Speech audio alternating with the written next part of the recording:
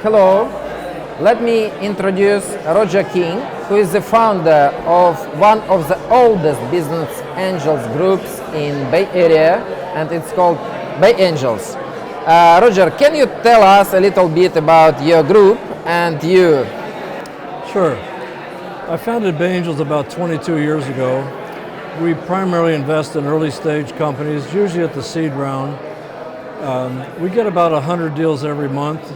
We have a team of 6 analysts that boil them down to the top 5 or 6 companies each month, and we tee them up every month for a monthly meeting to raise money for them. Before we meet with them or tee them up, we coach them, we work on their pitch deck, we know exactly what they're going to say, and we actively prepare them for our monthly events. Okay, thank you. And my questions now about startups and entrepreneurs. What mistakes entrepreneurs usually do when they pitch to Angels Group? That's a great question. The biggest mistake most entrepreneurs when they pitch in a limited time session, say 4 to 10 minutes, they spend too much time talking about the problem and not enough time talking about the solution. So I encourage startups to talk maybe for a half a minute about the problem and then go on and talk about the solution. The other mistake they make is they're so involved in the companies they forget what the audience does or doesn't know about what they do. So I encourage companies to boil it down, make a simple introduction, tell us in one sentence what the company does, and then dive deeper into the product or service that they're working on. Roger, this video we make for investors who just begin to invest and want to understand the secrets of investing in startups from professionals. So my first question is, can you tell us a little bit about probably 3 most successful or promising startups in your portfolio now or in the past, and what they do? So the first part of the question is, if you're starting to invest for the first time, I encourage you to join an angel organization so you can leverage the information and due diligence of other experts that have been investing for a number of years, rather than start out on your own. In terms of our successes, one of the first companies we got behind, we invested in the seed round of OpenTable, which was one of our earlier portfolio companies, who then went public. We invested in PhotoBucket, which was one of the earlier photo storage companies prior to them being acquired by Fox Media.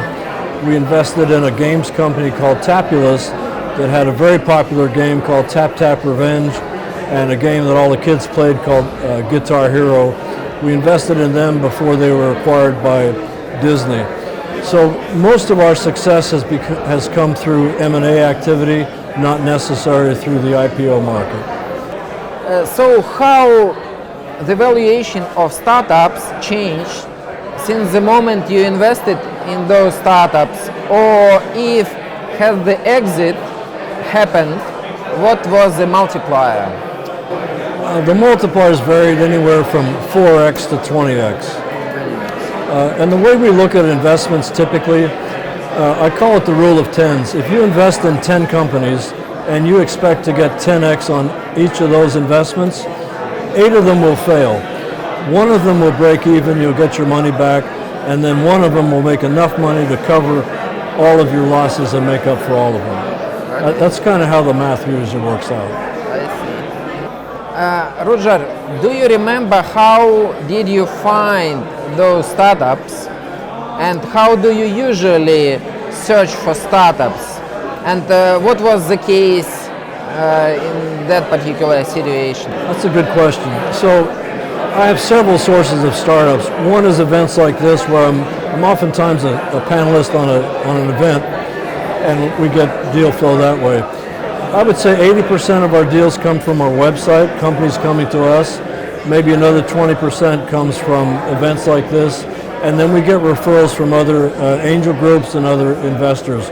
We also get referrals from venture capitalists who come across a deal and say maybe it's too early for them because they do A and B rounds, and they'll send it to us. So one of the things we look at is what was the source of the deal? Where did it come from? Who referred us to us? Roger, do you remember, did you lead or follow the round in those investments? Typically we lead. Typically we're the first ones in the investments. That's the difference between an angel and a VC. The VCs follow the angels. The angels are the first ones in the round. So typically our investments, we're the first one in. Now I say the first professional investment. We wouldn't be the first investment.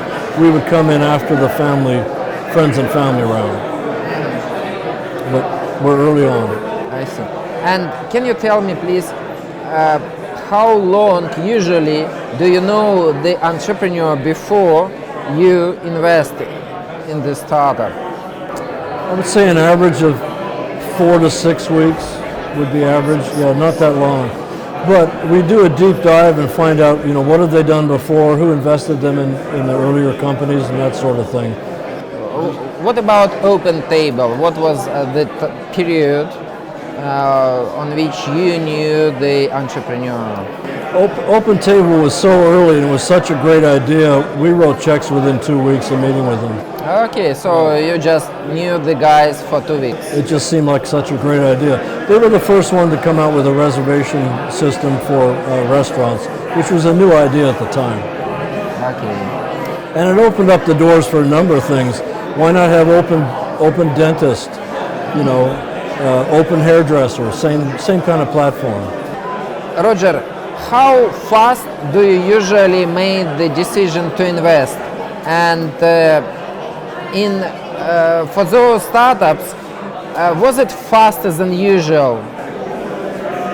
I would say our average time from the time we meet with the company the first time before we write a check, an average would be 30 days. 30 days? Yeah. Okay, and for example, Open Tables, it was 2 weeks, yeah? 2 weeks, it was faster even. Yeah, very fast. Why?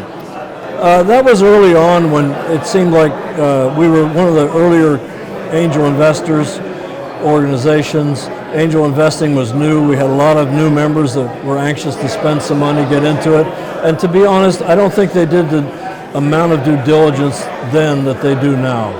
Okay. In fact, I had one investor who literally, after a guy pitched, he wrote a check, stuck it in the entrepreneur's pocket, and said, "Call me tomorrow and we'll figure out the terms." Just like that. Okay. Kind of risky. But that was before the first collapse of the .com. Okay. So after we all learned lessons after the .com collapse and decided to take a little more time, do more due diligence. One of the biggest mistakes I've made personally as an investor, last year I sunk a lot of money into an ICO, an initial coin investment offering, and lost everything. Wow. So we haven't won on everything, but you win some, you lose some.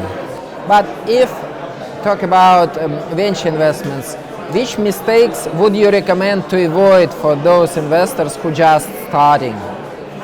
Say that again. We talk about mistakes which you would recommend to avoid for those investors who just starting to invest. I think you have to be realistic and understand that it's going to take amount of time to get your money back and have a return. There's no overnight successes, or very few of them. So make sure you can live without that money for a lengthy period of time, 2 to 5 years. And probably last questions. What do you think? Why did you succeed? Part of it was due diligence, part of it was the companies we chose, and part of it, like gambling, was some good luck. Thank you very much, Roger, my pleasure. For your openness and for your advices. Always a pleasure. For beginners. Thank you. I wish you good luck, and for your Angels group and to you personally. Thank you so much.